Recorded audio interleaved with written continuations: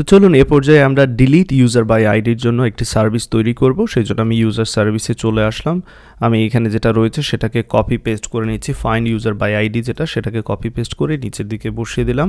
এইখানে delete user by ID দিয়ে দিচ্ছি, ডিলিট ইউজার বাই আইডি, এবং অবশ্যই এখানে ক্যাপিটাল ইউ ব্যবহার করতে যাচ্ছি, user by ID, and then এটাকে এক্সপোর্ট করতে যাচ্ছি। তো চলুন সেই কাজটা করে নেই। ডিলিট ইউজার বাই আইডিটাকে এক্সপোর্ট করে দিলাম এবং এখানে অবশ্যই কিছু চেঞ্জ আনবো, তবে তার আগে আমি চলে যাচ্ছি কন্ট্রোলারের মধ্যে যে কাজগুলো করছি।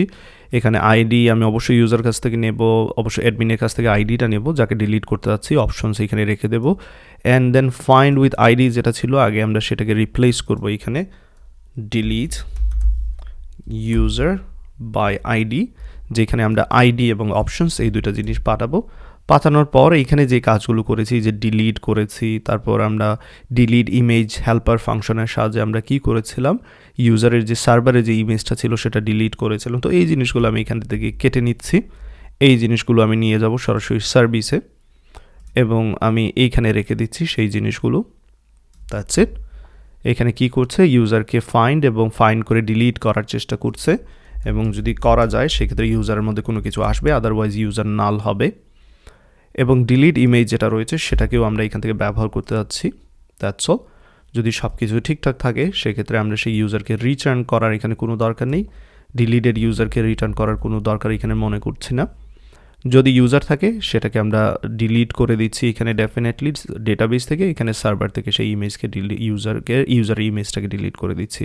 এই প্রসেসে যদি কোনো এরর আসে সেটা থ্রো করছি। That's all. চলুন চলে যাই ইউজার কন্ট্রোলারে।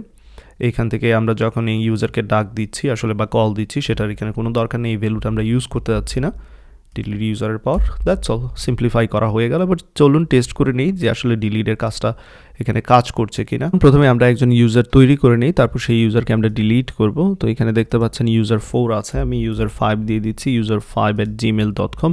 আমি একজন নতুন ইউজার তৈরি করতে চাচ্ছি, user5@gmail.com, অ্যান্ড দেন আমি এখান থেকে একটা ইমেজ সিলেক্ট করব। চলুন সেই কাজটা করে নিই। এখানে অনেকগুলো ইমেজ রয়েছে, উদাহরণস্বরূপ আমি এই ইমেজটা সিলেক্ট করতে যাচ্ছি। এইখানে এটা রিনেম করে নিচ্ছি, তবে তার আগে ধরা যাক এখানে দিচ্ছি anisul2.jpg, এবং এই anisul2.jpgটা আমি সিলেক্ট করে নিলাম। এবার আমি যে কাজটা করব, সেন্ডে দিব এখানে, এবং দেখতে পাচ্ছি এইখানে একটা টোকেন জেনারেট হয়েছে। সেই টোকেনের সাহায্যে আমার অ্যাক্টিভেট করতে হবে, যে প্রসেসটা অলরেডি আপনারা জেনে নিয়েছেন। সো চলুন আমরা এই টোকেনের সাহায্যে ইউজারকে অ্যাক্টিভেট করে নিই। সব কিছু ঠিকঠাক থাকলে ইউজার ওয়াজ রেজিস্টার সাকসেসফুলি দেখাচ্ছে, এবং আমরা আমাদের ডেটাবেসে কিন্তু চেক করতে পারি যে আসলে এই ইউজারটা আমাদের রয়েছে কিনা। তো চলুন সেই কাজটা করে নেই। আমি এখানে নিচের দিকে চলে আসলাম, লক্ষ্য রাখবেন একেবারে নিচের দিকে চলে আসলাম। এখানে দেখতে পাচ্ছেন ইউজার 5 দেখাচ্ছে, আমরা কিনা রেজিস্টার করার সময় ইউজারের নাম দিয়েছিলাম, এইখানে লক্ষ্য রাখবেন উপরের দিকে ইউজার 5 দিয়েছিলাম। ফাইন। এবার এই ইউজার 5কে আমরা ডিলিট করতে যাচ্ছি। তো এই ইউজার 5-এর জন্য অলরেডি ডেটাবেসে কিন্তু লক্ষ্য রাখবেন, আবার আপনাদের এখানে বলে দিচ্ছি যে ইমেজটা কিন্তু অলরেডি তৈরি করা হয়ে গেছে, এই যে anisul2.jpg। এবার আমরা যখনই ডিলিট করবো আমরা চাচ্ছি যে সার্ভার থেকে ইমেজও ডিলিট হবে, ডেটাবেস থেকে তো অবশ্যই ডিলিট হবে পুরো ইউজার। ওকে, তো চলুন ইউজারের যে আইডিটা রয়েছে সেই আইডিটা আমাদের দরকার, এখান থেকে আইডিটা কপি করে নিচ্ছি। এবার আমরা ডিলিট রিকোয়েস্ট পাঠাবো এবং সেক্ষেত্রে এই আইডিটা ব্যবহার করব। সেন্ডে ক্লিক করছি, অ্যাক্সেস টোকেন নট ফাউন্ড, কারণ আমরা অ্যাডমিন হিসেবে লগ ইন করিনি। সো অ্যাডমিন হিসেবে প্রথমে লগ ইন করে নিচ্ছি, আবারও ডিলিট রিকোয়েস্টটা আমি সেন্ড করব।